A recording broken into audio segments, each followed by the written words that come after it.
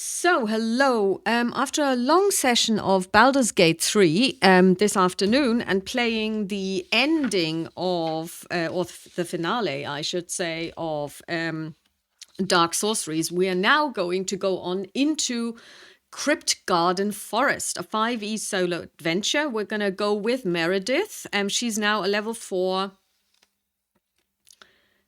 3 druid. And basically what we will need is a third level character with an open backstory, or your third level character from Dark Sorceries. Here we are. We have a set of polyhedral dice. No, we don't. We've got our dice spinner, paper and pencil for keeping track. Yes, we do. Having said this, where did my paper go? Oh, we've also got the player's handbook. I've also copied over the maps into Legend Keeper. I've added a couple of tokens. I did take a quick look through the adventure to see what kind of other people we're going to see. And then we are going to start the game. We don't need to talk about this. Character advancement. Milestones, achievements are used to advance a character to the next level within this module and for the next iterations of this adventure path. Exploration, resting and healing, attitude scores. Your NPC companions all have a unique stat called an attitude score. Throughout the course of the adventure, this score will rise or fall. If you have already played Dark Sorceries, you may continue from where you left off with your previous attitude scores. So we had Davian at 1. We had Vata at 2. And we had Rolsk at 1.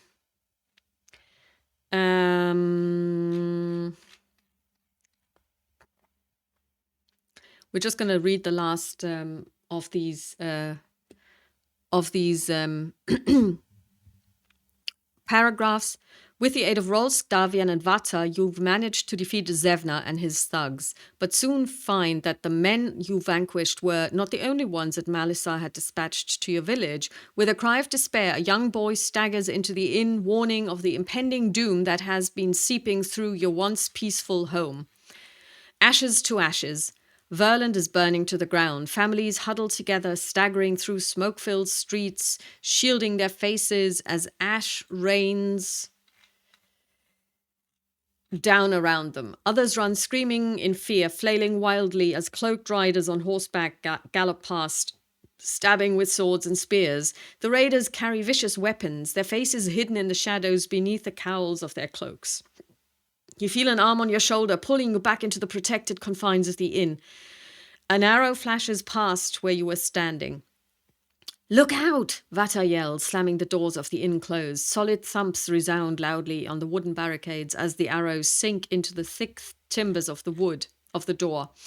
Vata is splattered with blood. Behind him, 3 motionless bodies lie on the floor, Zevna and his 2 thugs.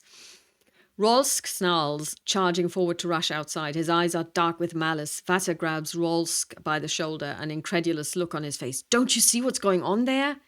The Zentarim are raiding your village. They leave none alive to tell the tale."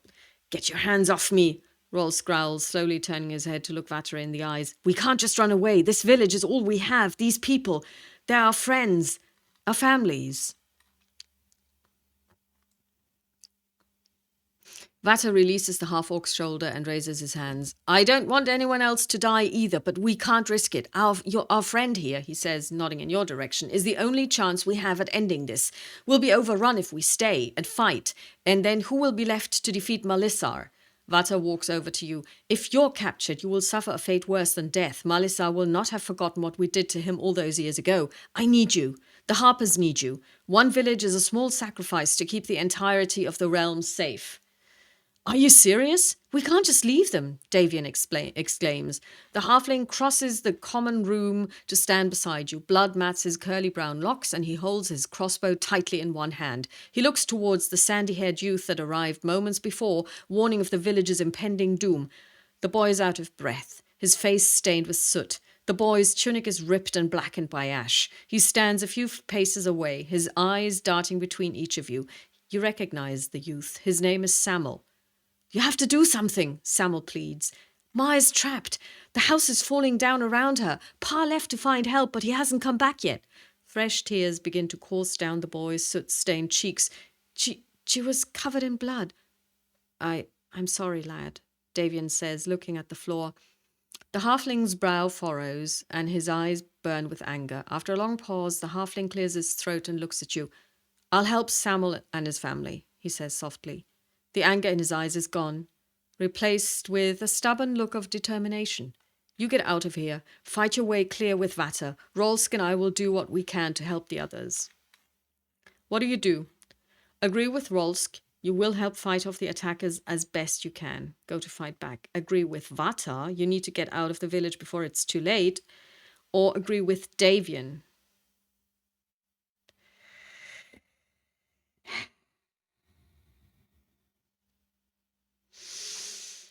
I don't feel like fleeing with Vatar.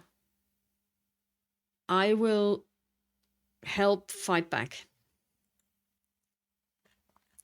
Vatar shakes his head. Bloody fool. We only have one chance at this. Rolsk turns to you and shakes his head. I remember when you first came to this village. You seemed to be running away from something. That guilt you carried. That guilt followed you around this village like a dark shadow. That shadow found you, but you weren't the cause of it. You saved innocent lives last night, and now, well, just know that today, when it mattered most, I think you made the right choice. He takes a deep breath and claps you on the shoulder. But I can't help but think that Vatar is right. You will do our best to defend the village and get the families to safety. You need to track down the true evil threatening this land and stop it once and for all. Go to flee. Okay, we flee. Vater adjusts his armor while he speaks. His voice is calm and controlled. We'll skirt around the back of the inn and use the stables for cover. There's a small clearing that we'll have to cross, but it's only a short sprint to the tree line. From there, we can make our way to the western edge of Kryptgarden forest and enter the deep woods. His eyes flick to Davian and Rolsk. If either of you come to your senses, meet us there. Don't you worry about us, elf. If Malisar truly is behind all of this, you find him and kill him. Don't give him another chance to escape. I have a feeling our village won't be the last that this madman burns to the ground. If this was your first choice, well, it wasn't. Go to preparations. Smoke has started to fill the common room in the inn. You can hear muffled shouts and cries of dismay from outside the building. Horses whinny and thunderous hooves echo loudly as raiders gallop past. Rolsk moves to the corpse of one of Zevna's thugs and rolls the body over with his boot. The body of the recently deceased lies face up, eyes staring blankly. Blood has soaked into the floorboards around the corpse. The half-orc bends down and retrieves a weapon from the dead man, along with a set of blood-stained leather armor. The bartender takes a moment to don the armor, flexing and rotating his shoulders as he adjusts the straps of the armor. You've given me one hell of a story to tell, Davian says, but something tells me it's not over yet. The halfling grips Samuel's hand tightly and holds his crossbow at the ready. Vater draws his blades and moves to one side of the doorway. I'll do my best to cause a distraction on our way out, he says, cutting off a strip of cloth from his cloak. He pours his water skin over the cloth and ties the makeshift handkerchief around his face. If any of the villagers can get away, tell them to make for Waterdeep. Vater's voice is muffled behind the cloth. We have to warn the masked lords. There's no telling what this madman will do next. Davian shifts nervously from one foot to the other. Rolls continues to adjust his armor, cutting the air before him with his weapons, testing their balance. The half-orc's scarred face is serious, his attention focused. Vater closes his eyes and takes a deep breath. After a few moments of silence, Vater opens his eyes and nods to you.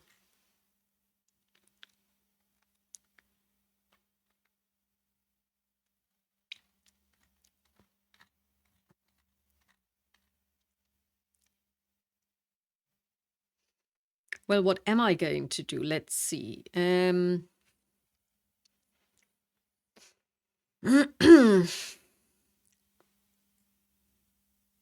I will ready poison spray.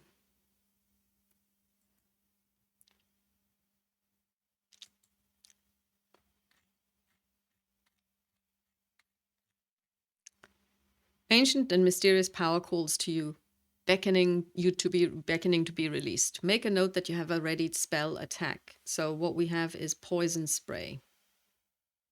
Is ready. Rush out.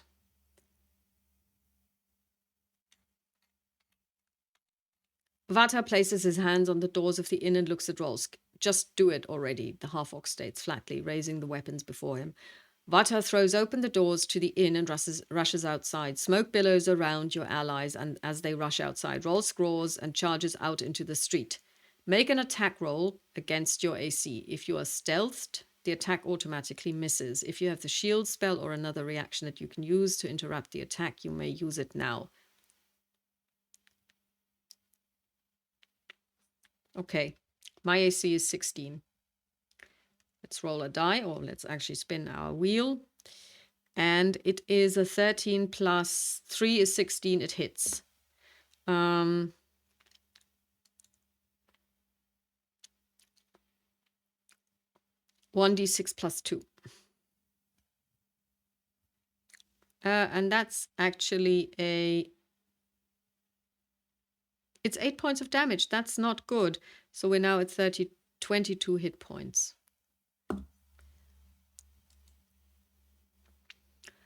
The world is on fire. Thick smoke surrounds you, stinging your eyes. Flames lick across the porch that wraps around the front of the inn, spreading quickly across wooden walls of the establishment. You can vaguely make out a few dark shapes through the smoke, but the figures vanish as soon as they appear. You can hear weapons clashing and horses whinnying, screams of pain and cries for help echo around you. Escaping Verland. You watch as Davian and Rolsk disappear into the thick smoke ahead. You can hear the half-orc roaring and shouting in a tribal dialect as weapons clash. Stay low! Vata whispers, crouching and moving quickly to the corner of the inn. Fire crackles and spits as you follow close behind. You raise your arms, shielding your face from the heat of the flames. You move swiftly across the creaking floorboards of the porch. There's a loud crack, and suddenly the porch shifts under your feet. A dark shadow looms overhead. You look over your shoulder and watch as the covered porch breaks away from the inn. Shattered wooden timbers rain down around you. Make a dexterity saving throw. That is a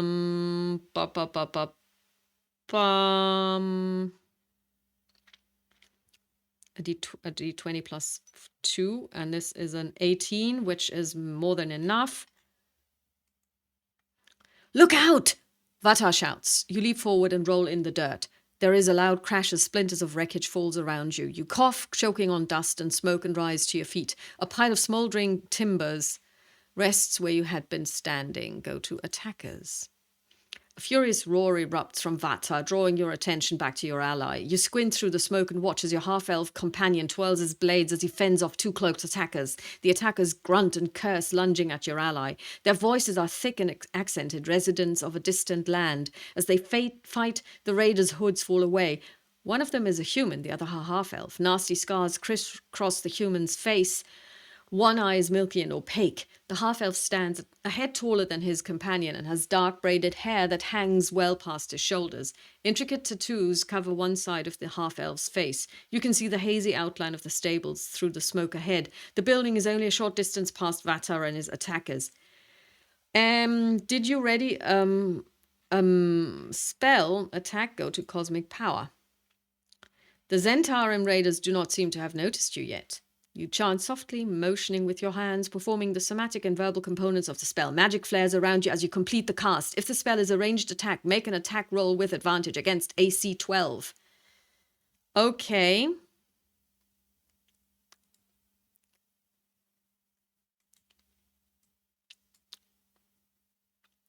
Okay.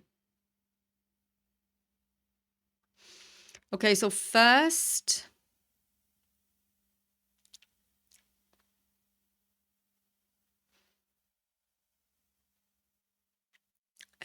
so that's 1d20 plus 0, and it's a 2. That's definitely not a save. And they take 1d12 poison damage.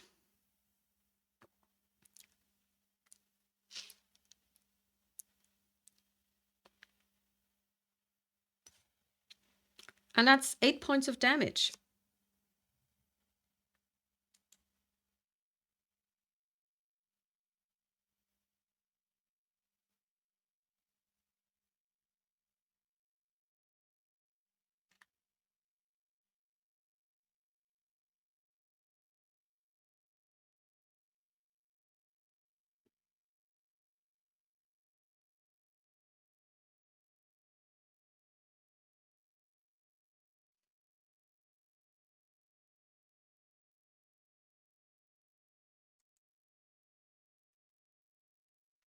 Okay, so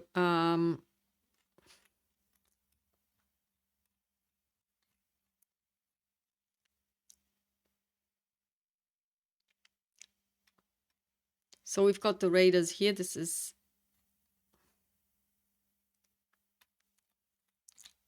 okay.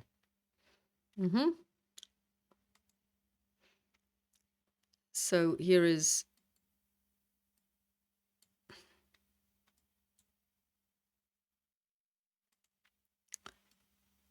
Vata. Here is me.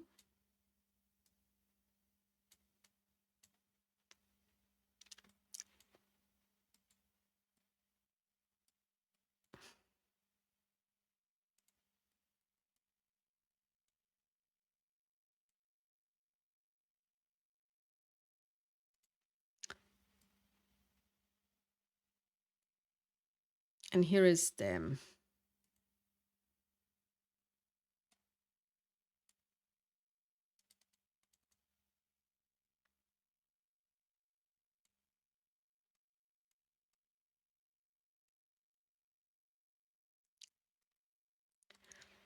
Okay. Then let's move this up a bit and zoom in. Okay, do we get to roll initiative?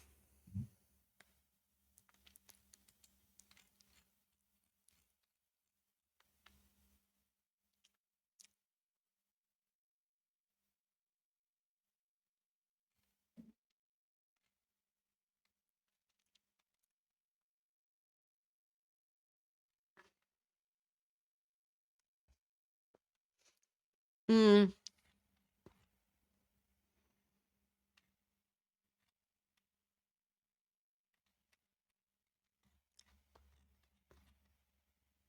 Okay. I have one more wild shape going for me that I can use. Okay, so I guess we will just go with Dex and initiative. So let's roll for me. My initiative is 20. So Meredith is at 20. I've leveled up, so I've healed. Also, I came out of wild shape.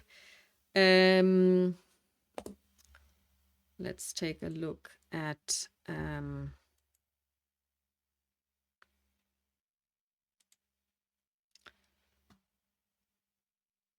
Vatar Kasari, and his initiative is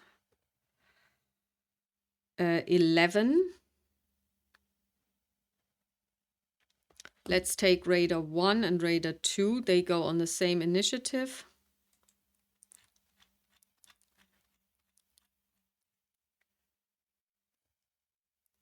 And they go on a 20. But I have the higher dex, so I get to go first. And what I'm going to do is, first of all, I'm going to wild shape on my bonus action.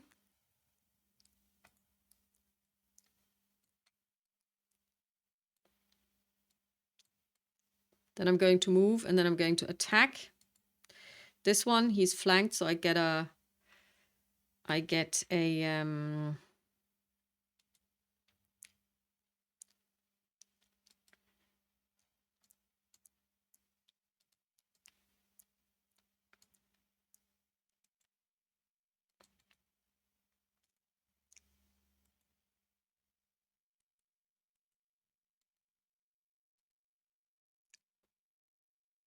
I get advantage, so, and I attack for 5.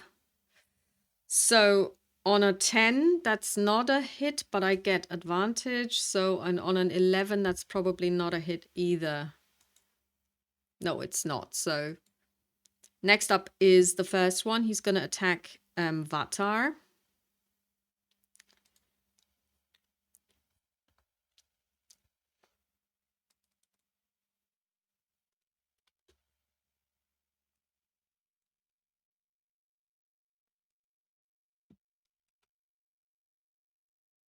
And he's going to take his scimitar. And he rolls a 21, which is definitely a hit. But he's also flanking, but the second one is a 5. So then he gets to do 1d6 plus 1. And that is, as a matter of fact, 7 points of damage. So Vata is now down.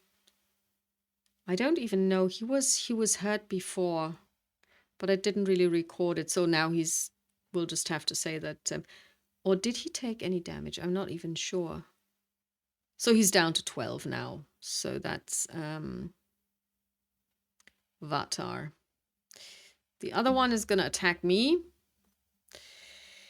And that's an 8. That's not a hit.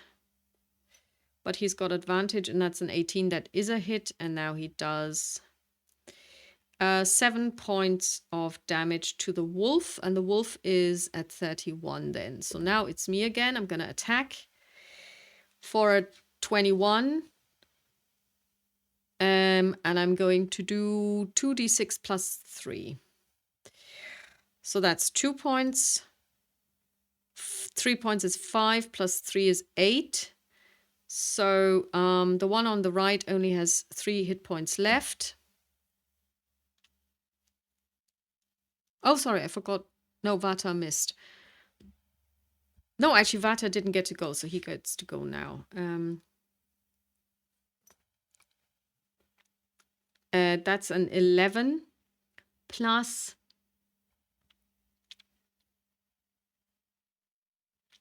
He actually has dual wield. So let me just enlarge this a little, zoom in.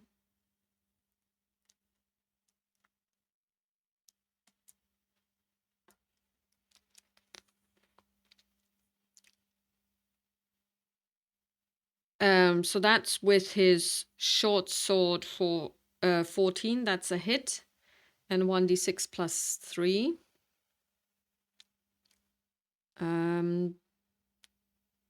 That's 5 points of damage. So the first one has 6 left.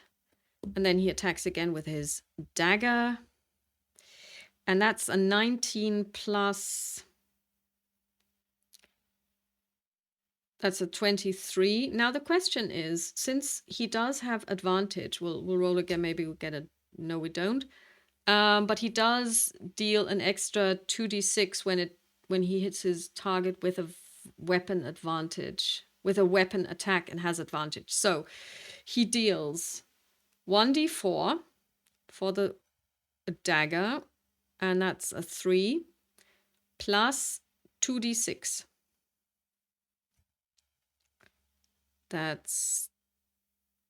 So that was a 3 plus 3 plus 4 is 10. So he does 10 damage to the one before him, who is now dead. And now it's the one raider, and he's going to attack me for that's a hit. And he does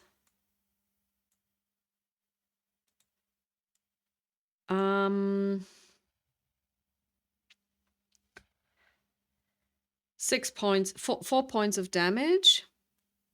So it's 27, and I get to hit him with advantage, and that's a hit. And I do 2d6. That's 2. That's 5 plus 3 is 8. And he's a goner. We have been successful. Yay. Victory. The last ray of the raiders falls to the ground. Red blood stains the weathered grass around you. You let out a sigh of relief and glance around the stable yard. Thick smoke still obscures much of your vision, backlit by the orange glow of flames burning throughout the village. Vatar is kneeling beside one of the fallen raiders. Congratulations, you've defeated the Centaurim raiders. You managed to recover 5 gold. Okay. So I believe we've got 15 gold now.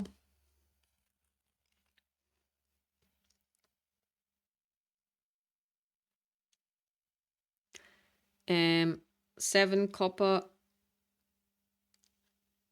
No, actually 15. 7 copper. And 10 silver.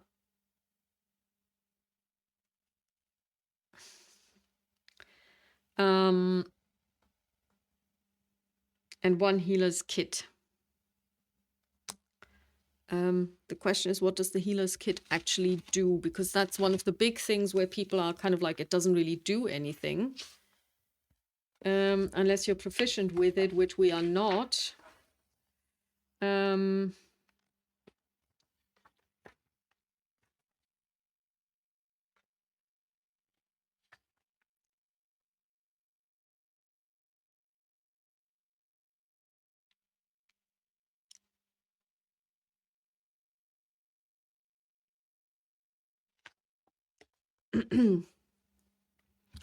I'll write it down and I'll just rule that it restores 1d4 hit points.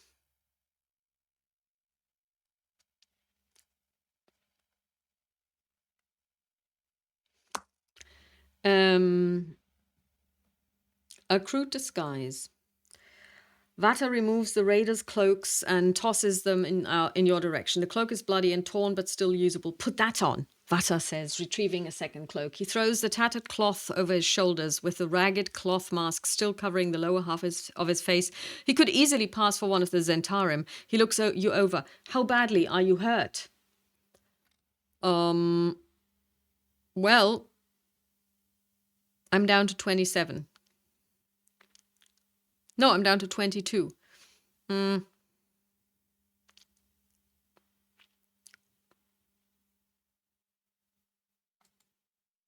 Vatar nods.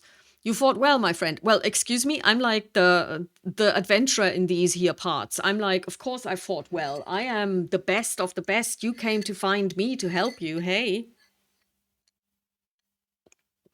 Don't act so surprised. And don't forget, I mean, I just killed several spiders in my own basement.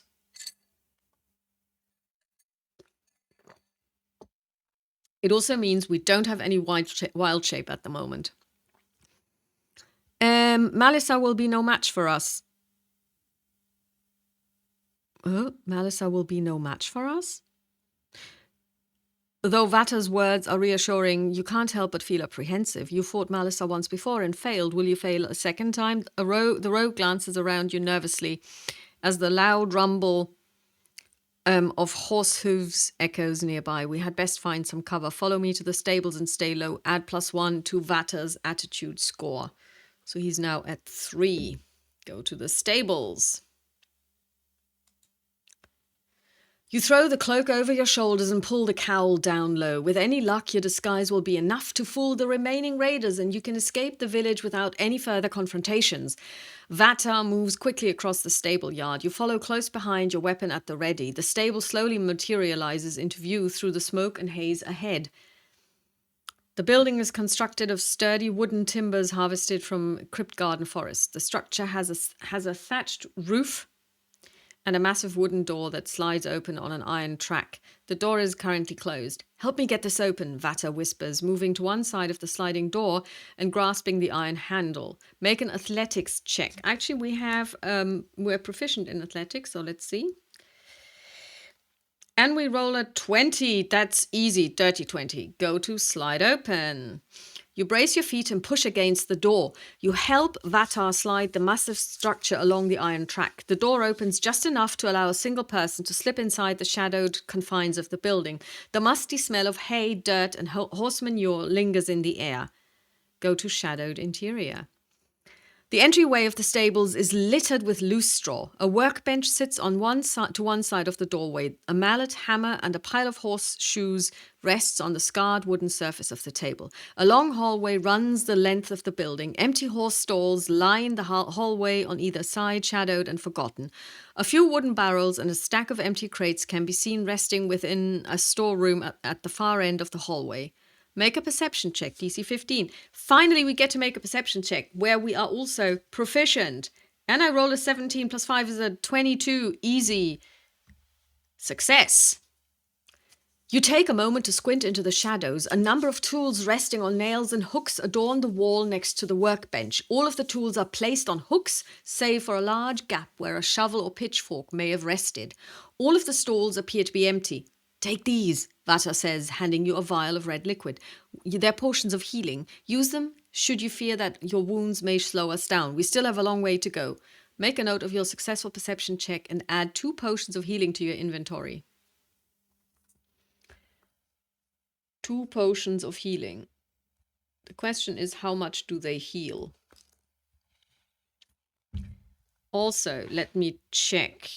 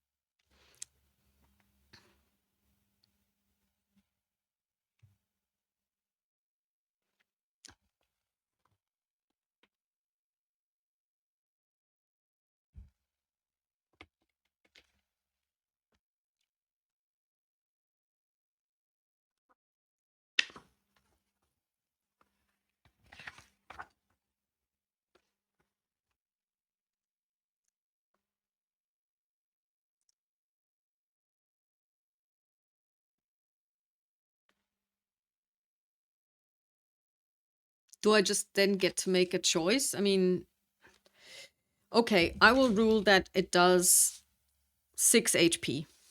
So I'm going to drink 1, so I'm up to 28. And I have 1 potion of healing left. Okay.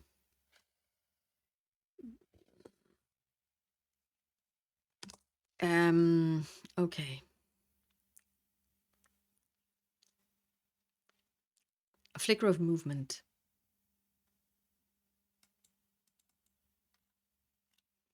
Out of the corner of your eye, a flicker of movement alerts you to approaching danger. Make an attack roll 1d20 plus 4 against your AC. The attacker has disadvantage. Yeah, I was. So that's a 9 plus 4 is a 13. So that misses. And the other one is a 15. So we're going to do the disadvantage one. I spin move. Sharp prongs from a pitchfork attempt to skewer you. You sidestep the thrust as the pointed forks tear through the air near where you have been standing. Vines. Curse you, filthy brigands! You'll not take me back to those ruins! A brown-haired woman wielding a pitchfork shouts. A faint green glow begins to emanate from the woman's hands. Her voice raises in volume as she finishes the final words of the spell. The earth rumbles beneath your feet. The sound of twigs snapping and rustling leaves draws your attention to your boots. Massive vines begin to writhe from the earth, twining around your legs. Now, Pentamai, the woman cries out. A ferocious roar resounds through the stables. Go to the bear. Okay. With a loud crash, the door to a nearby horse stall is torn asunder. Splinters of wood fly through the air. A large brown bear emerges from the confined space, charging forward. The beast barrels into Vata, dropping your ally to the floor of the stables. The woman wielding the pitchforks takes a step back, standing adjacent to her bear companion. Drop your weapons or your friend dies, she shouts. Her eyes flick to Vata, who is gasping for breath beneath the weight of the beast seated atop his chest. Oh my god. Oh god, I mean, they weigh probably around 200 kilograms. He's dead. I mean, I was thrown by a horse against a tree once and I broke 3 ribs. There is no way he can... Well, yeah. The woman's hair is short and brown, held back by a green headband inscribed with leaves and vines. Her forest green cloak is tattered and worn, and her leather tunic is stained from travel. One of her arms is wrapped with loose strips of white cloth. The cloth is spotted with blood. Freckles dot the woman's cheeks, and a wild intensity burns in her brown eyes. A small stone embedded in the middle of her forehead draws your attention. The stone is eerily similar to those. I need water.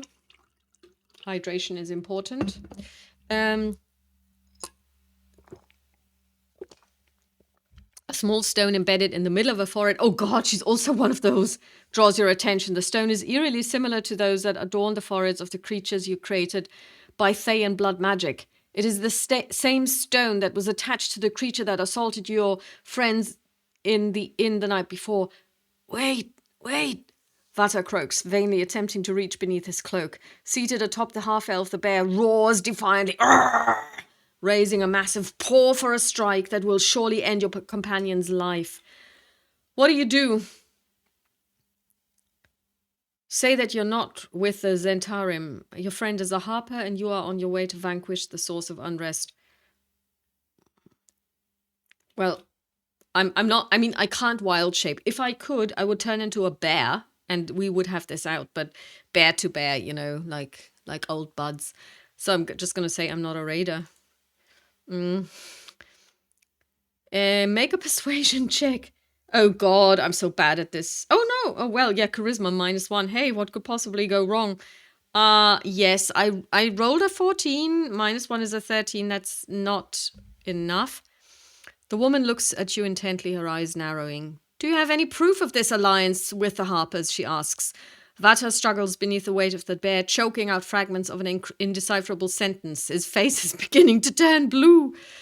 I failed. The woman shakes her head, watching you cautiously. No, you're trying to trick me. You just want to take me back to those ruins, back to that witch. I survived that hell once. I won't be taken back there again. She points the pitchfork towards Vata. Now drop your weapons or he dies.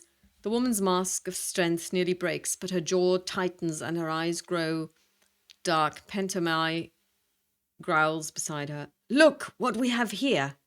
Look what we have here. A melodious female voice calls out. You hear footsteps behind you. Go to newcomers.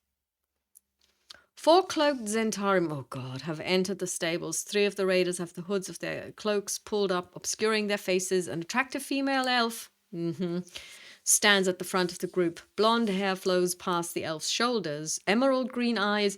Can I just explain to you once more that in the first one, I was supposed to go to that forest and I got stuck in my basement and then only made it as far as the inn. And now I'm again supposed to go to the forest and now I'm stuck in the stables.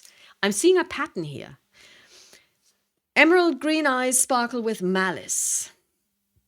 The elf is clad in dark leathers. A handful of pale scars mar her porcelain skin. The raiders stand in front of the large sliding door, cutting off your only route of escape. Good work, agents. Malazar will be pleased, the elven woman says to you. To me? The elf's gaze falls upon the dark-haired woman wielding the pitchfork. Come now, Nomi. It is time for you to return to us. No! Nomi shouts. I refuse to be used for the witch's dark magic. She raises the pitchfork and plants her feet in the dirt. I will not go back to those ruins alive. That's exactly what Shanriel said, the elf says with a laugh. And we all know how that turned out. Yes, I know, Vazara. Nomi says coldly, her eyes narrowing. I watched you kill her. That's not entirely true, Vazara replies, taking a step forward.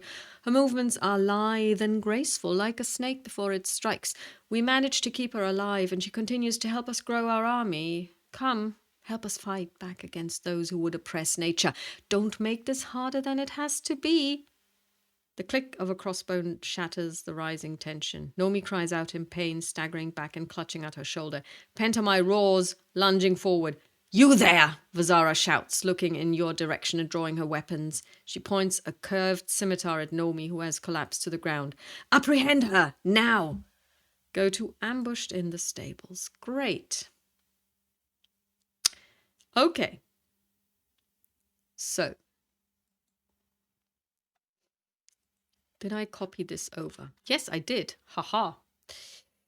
Okay, so I cannot wild shape anymore, guys. So that's it. I will have to be me. And we're gonna have a bear.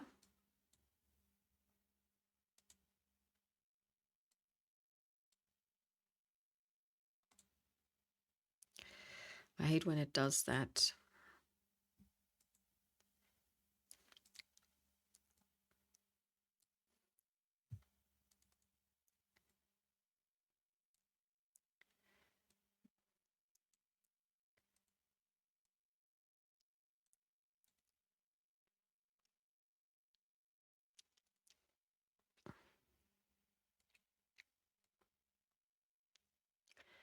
So we've got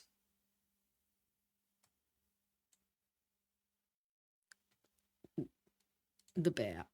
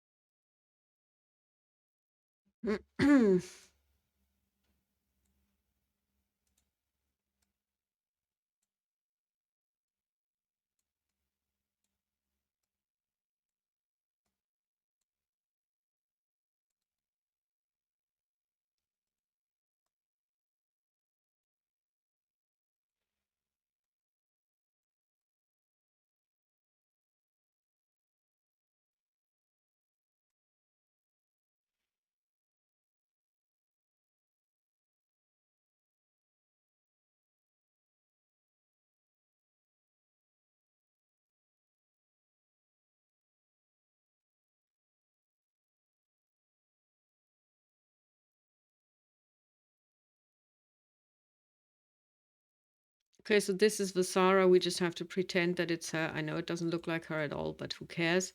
So basically, this is us. This is the bear. And this is Nomi. Okay, so let's see.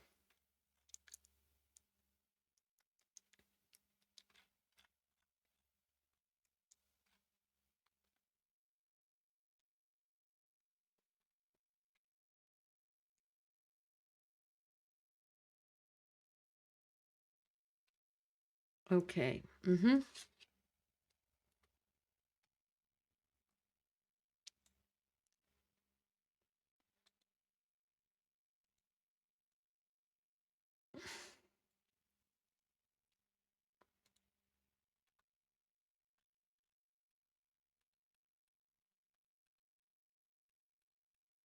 Okay, now I need Vasari's.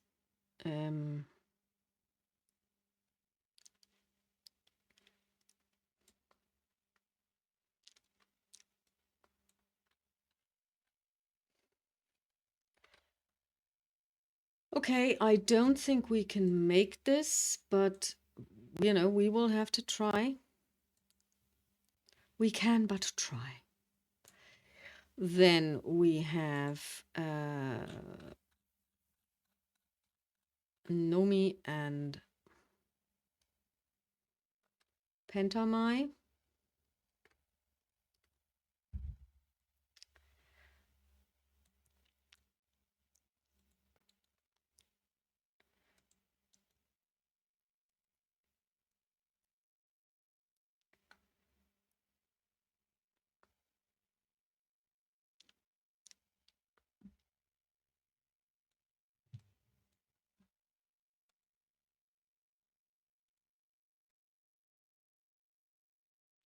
And we have Vatar.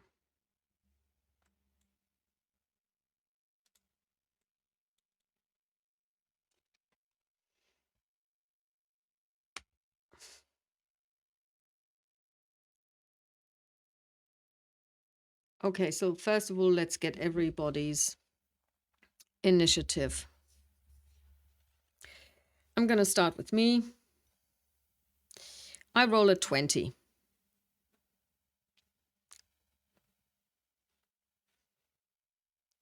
Vata rolls a 13.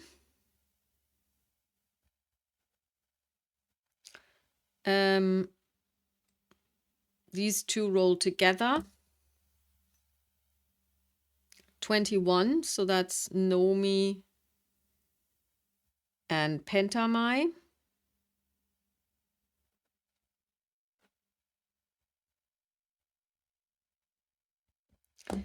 Then we have the thugs. They go on a 9. Thugs. And then we have Her Highness, and she goes on a 15. So she comes in the middle. So let's take a look at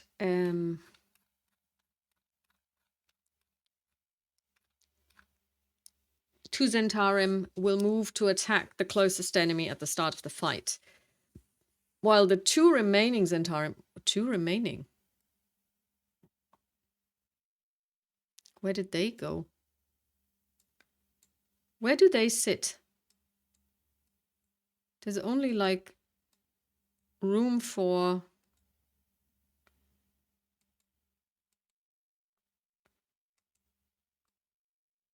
Where are the other Zentarim? Oh, so two of them. So that's one Zentarim Raider and Vazara will move. The other two will. Okay. Okay. Now.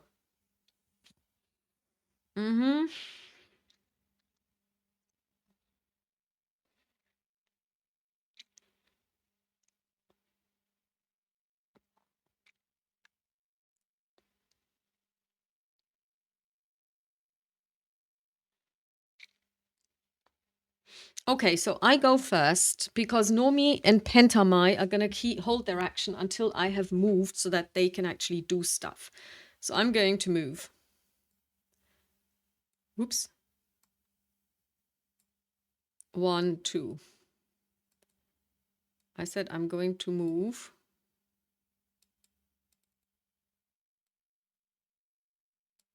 Here. So I'm going this way and this way. Actually, no. That would provoke an attack of opportunity. I'm going to move here. And I'm going to attack this guy. On a 15 plus... No, actually, before I do this, I'm going to cast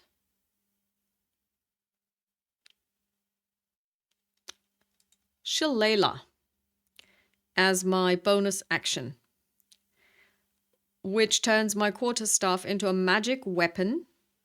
And so I attack plus with my spell attack bonus, which is my spell attack bonus is 2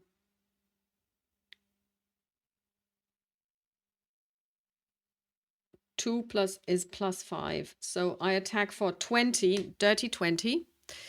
And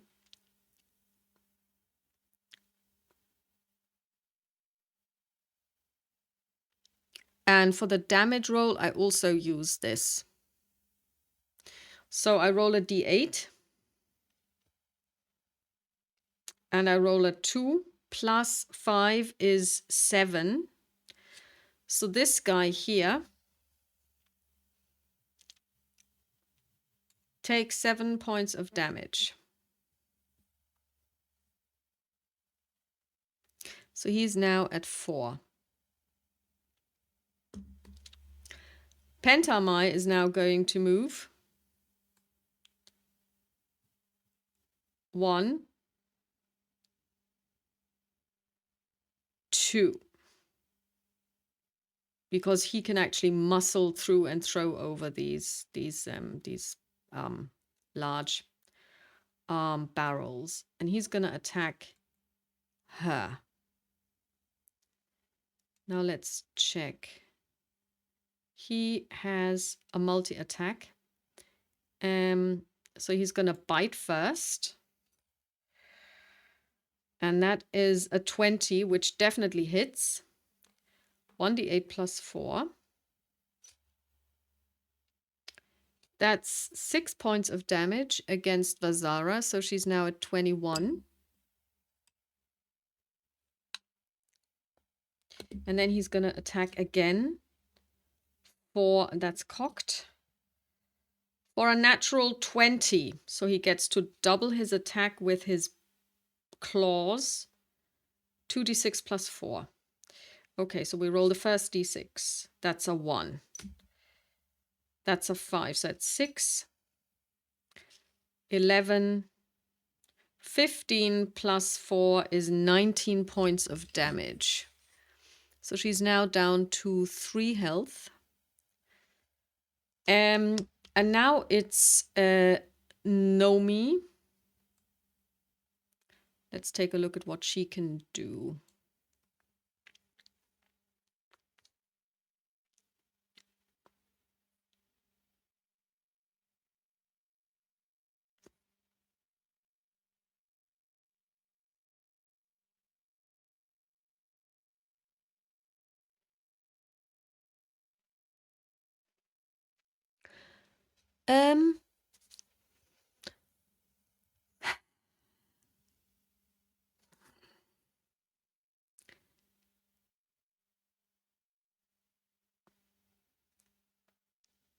She has Cure Wounds, Ensnaring, Strike, and Goodberry. Okay, and she moves 30 feet. So she's going to move 5, 10, 15, and she's going to attack her, and she has advantage because she's definitely being flanked, and she uses her pitchfork on a, that's cocked, that's again cocked. Okay, that's an 11, which is probably not good enough. No, and she has advantage, like I said, and that's a natural 1, so she doesn't hit. Okay, so now it is Vazara, and she's now going to Misty Step behind these two. So she lands here. Right? She Misty Steps, or does she flee?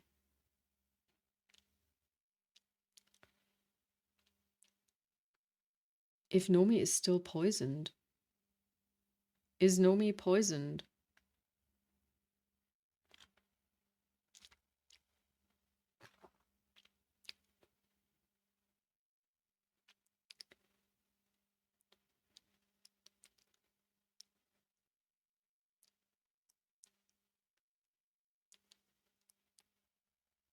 Okay. So, yeah, I just, you know, she will just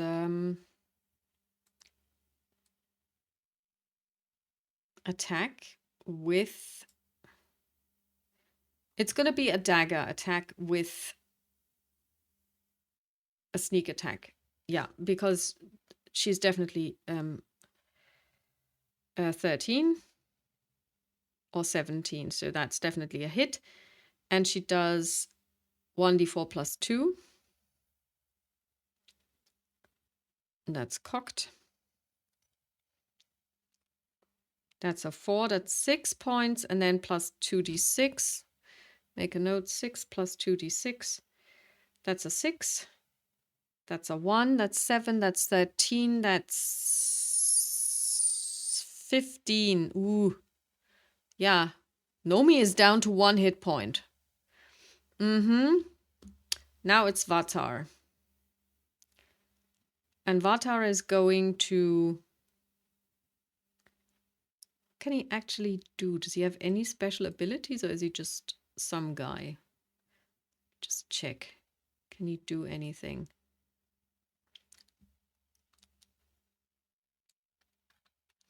He is actually going to try and kill that bitch. Okay, so he has advantage on a 1. And on a 4, he misses. So now it's the thugs. This one only has 4 hit points. He's going to attack me. And he's got advantage. 8 is not going to hit. 19 is going to hit. And he is going to do...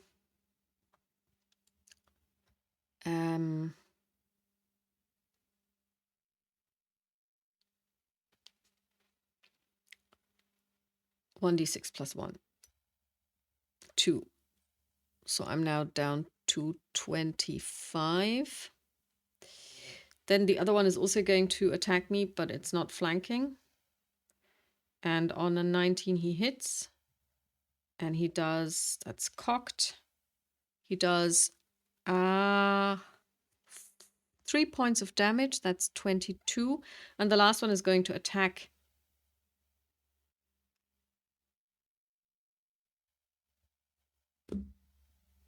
Pentamai, because he is actually, but he sees that she is actually very badly damaged, and he rolls an 8. He gets to roll again because of flanking, and that's a 17. He hits, and Nomi's dead. Well, Nomi's down anyway. Nomi's at 0 hit points. So now it is Pentamai actually, and he's going to attack this guy. And on a natural 20, he does. So that's his first attack. With his bite, 1d8 plus 4, so he rolls 2d8. The first d8 is an 8, actually.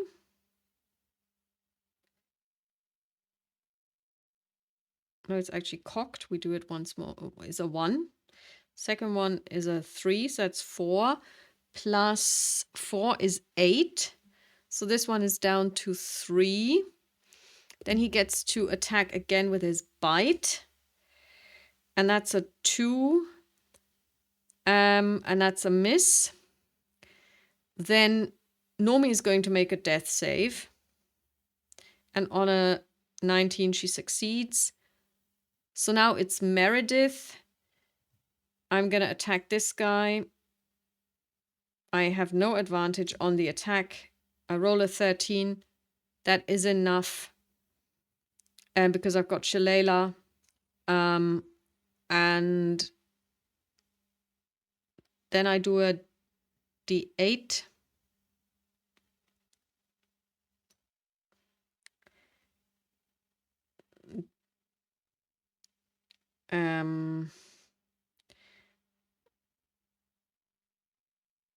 A d8, that's 3 points of damage, plus 5, it's 8 points of damage. This one was unhurt. No, that one wasn't hurt. This one is dead.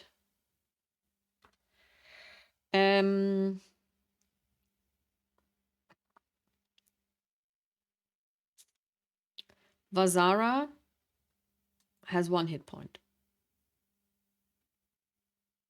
She will leave. She doesn't want to. She's going to Misty Step away.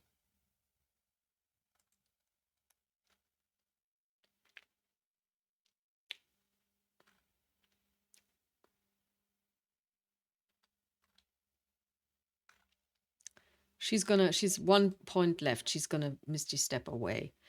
Vata is going to move and he's going to attack this guy.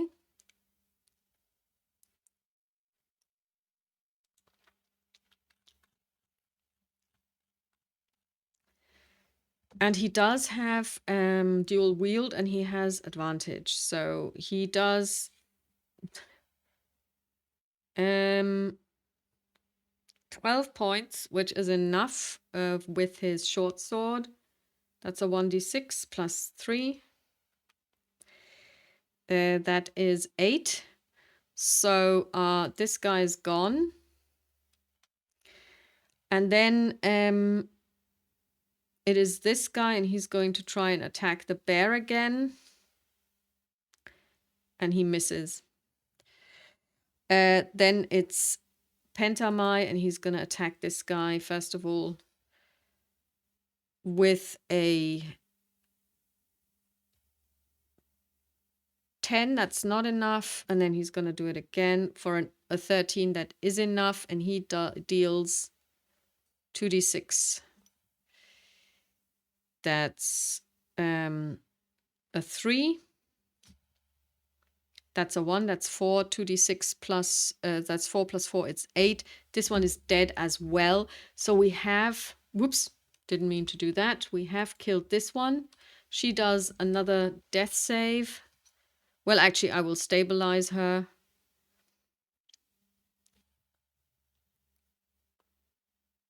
And I fail.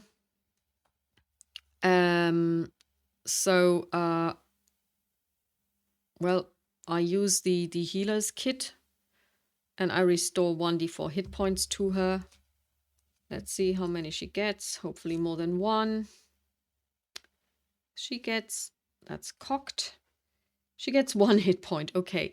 Then she can cast Cure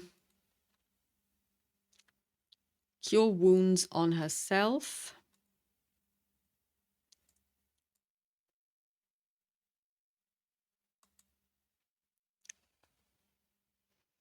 1d8.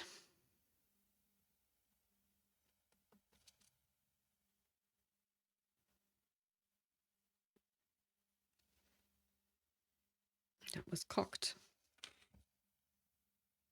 That's better. That's a 7. Plus her spell casting modifier. And that in her case is she casts wisdom, so that's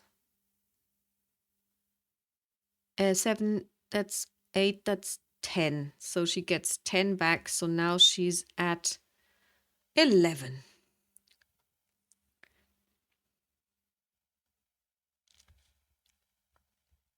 Okay. We prevailed. That was bracing.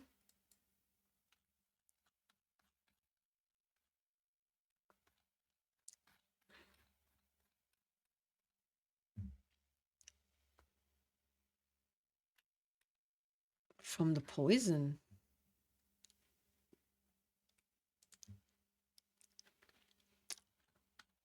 As the last of the raiders falls, thunder booms overhead. There is a sudden flash of light from outside, followed by bestial roars and shrieks of pain. Vata staggers forward, weary from battle. Congratulations, you've defeated Vazara and the Centaurum raiders. You managed to recover 16 gold. So now we're at 31. 20 silver, so now we're at 30. 3 copper pieces, 10. And we have No, we don't, because she misty stepped away. That is, I mean, I will just say that she has enough self-preservation that she moves away.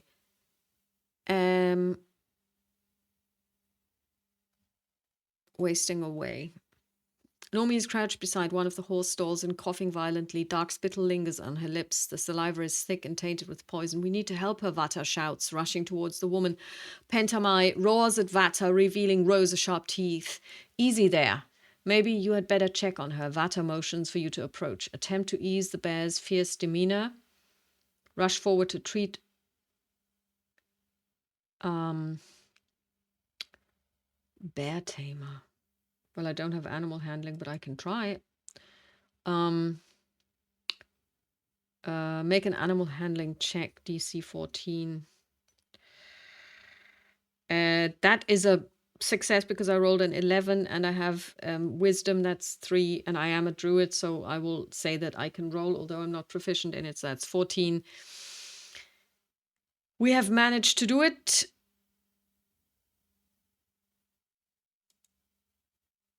Okay, you move cautiously toward the bear. Okay, do I have to do this again? Because that's weird. Tame the wild beast. The bear stops growling and begins to nuzzle your hand. You kneel beside Nomi's body and look her over. She's not well. A slow death. Nomi's veins are dark. Her eyes are black. You are uncertain if you will be able to heal the poison that courses through her veins. With a screech of metal, the door of the stables rip open. A blonde elf, another one, wearing a crown of antlers and a moss-green cloak, stands in the entryway. The figure is silhouetted by steam, mist, and a dispersing smoke. 2 white tigers with black stripes stand on either side of the elf, their mouths and chests red with blood. Rain falls heavily from dark clouds overhead. The flames that had been raging throughout the village sputter and die from the torrential downpour. Vata stands alert. 2 daggers rest in the palms of his hands, ready to throw. Drop your weapons, and I can guarantee that you will not be harmed, the elf states calmly. How do you respond? Oh, it's a him.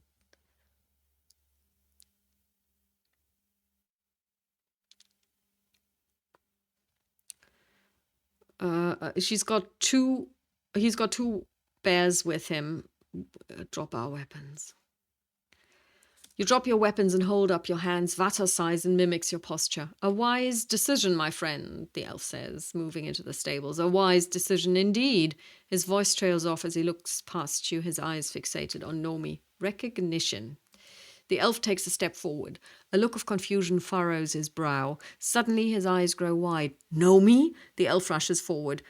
Yasha! Murani! Ailedath! The elf commands. The tigers move quickly with their master, creating a perimeter of safety around him as he approaches Nomi. The yellow eyes of Yasha and Murani follow your every move. How long has she been like this? The elf asks. He kneels beside Nomi and places a gloved hand over her chest. What have you done to her? His voice trails off and his eyes narrow with anger. Without warning, the elf leaps to his feet and intricately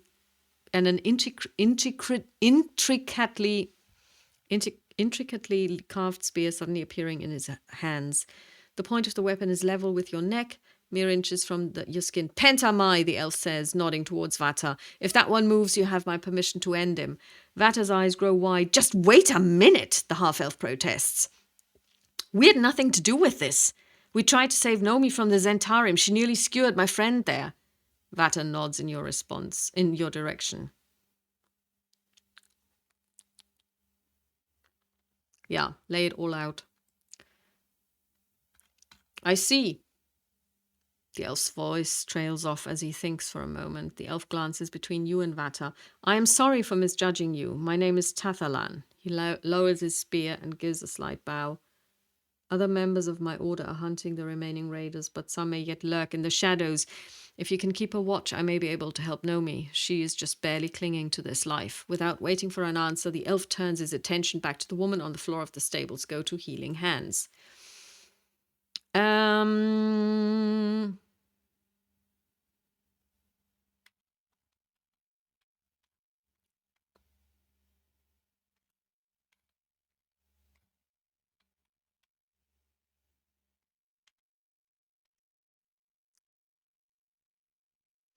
Okay, this one is not really working very well. This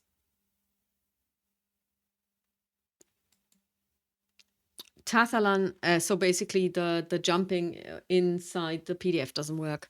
Tathalan takes a deep breath and begins to chant softly. His motions are precise, exact. He opens the pouch and pulls forth a moss-covered stone and a small glass vial. He pours the contents of the vial over the stone, sprinkling Nomi's face and chest with small beads of water. Tathalan's chanting grows louder. A blinding light radiates from the stone. The mossy rock begins to rotate, spinning faster and faster, hovering over Nomi's bloated, poison-infested body. Dark tendrils of energy begin to emerge from Nomi's skin, swirling and coalescing into a single black cloud of necrotic vapor. The moss begins to flake away as the stone continues to twirl, drawing the necrotic vapor out of Nomi's body.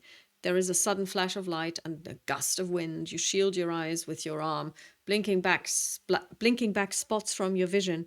As your sight returns, you witness Tathalan scooping Nomi up into his arms. The woman's skirt is smooth and pale, the dark, splotchy veins now only a horrific, distant memory. She needs to rest, Tathalan says as he approaches you. Nomi groans softly, gently stirring in the elf's arms, alive and well. Vata raises an eyebrow and approaches Tathalan. Will she live? I've done what I can for her, Tathalan replies, his voice heavy with exhaustion. Beads of sweat litter his brow, and his eyes seem sunken and hollow. The spell must have taken a heavy toll on the sun elf. I need to bring Nomi to my Order's guild hall. She has vital information to deliver to the elder druids. Vata nods. We can escort you as far as the outskirts of the village, but I'm afraid it's there that we must part ways. Tathalan nods in agreement. Then let us be on our way. Quickly now. Next steps. Tathalan leads the way out of the stables and into the cool morning. The smouldering remains of homes and heavy rainfall. Is he carrying her? Suddenly the ground rumbles beneath your feet. Vata draws up alongside you, his boots squelching in the mud. Another loud thud echoes in the distance. The ground shakes. Well, he's basically carrying her, isn't he? Something is coming, Tathalan whispers, his brow furrowed with worry. He adjusts his hold on Nomi, who is still cradled in his arms, and begins to back away slowly. Loud thuds continue to resound throughout the village. Something approaches. Throughout the smoke and haze ahead, you are able to make out a giant silhouette lumbering through the middle of the village, roughly 60 feet away. The shape stands taller than the houses of Verland, and each step causes the earth to tremble beneath your feet. This is not good, Vata says with a slow shake of his head.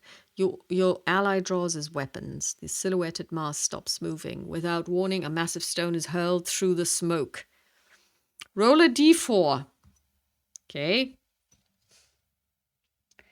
And I rolled a... It's cocked between 3 and 4. Let's try this again. And I rolled a 2.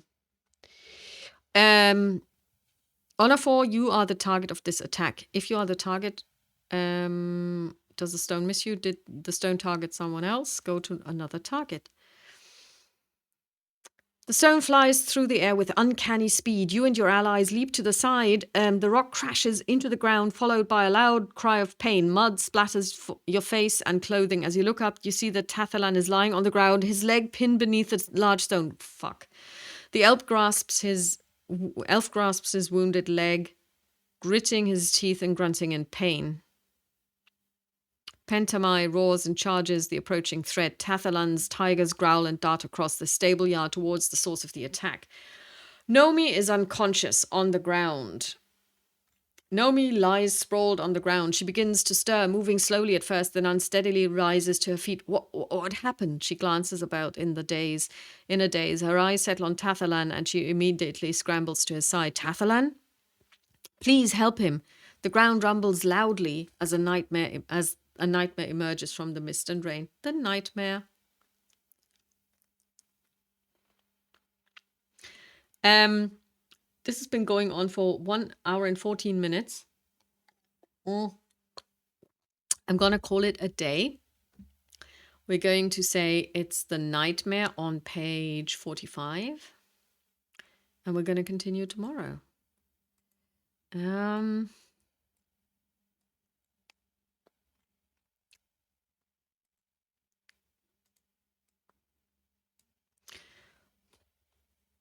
Page 45, nightmare. I have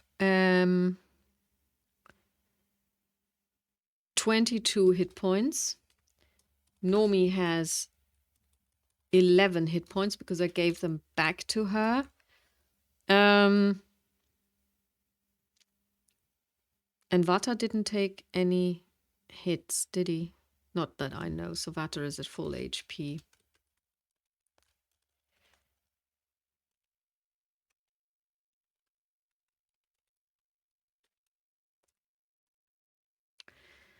And I'm actually going to take the potion of healing, and that was a 1d6. No, it was 6 points, did I say? So that's now 28. So I'm at 28, but I have no potion of healing anymore. So this one goes away. Because obviously I would have drunk this because we knew we were going to try and flee. Okay, then that's all for now. Talk to you soon. Bye.